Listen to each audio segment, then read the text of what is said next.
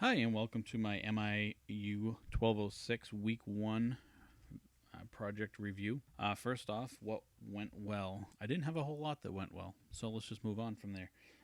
Not well. I delved into jQuery a little bit because after looking at it, it seemed like it was going to be really easy to implement the stuff that I wanted.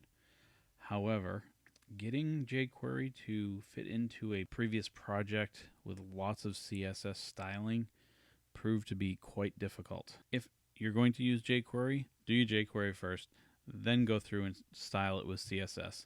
I found this out the hard way. As you can see, the initial page turned out okay, but there was lots of headache to get here. So as far as justification of why I did what I did and how this is set up, this is the feature section here. Of course, your search and your browse sections. The feature section, this is a task list, a to-do list. So you're entering in different things that you want, to get done throughout a day. Pick up the kids, got band practice, got homework to do.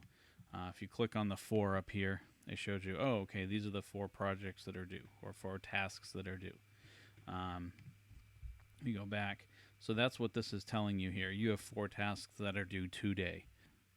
I would actually like these to be clickable so that if I finish my project 1, I can just simply click on it and it'll be completed, but we're not quite there yet.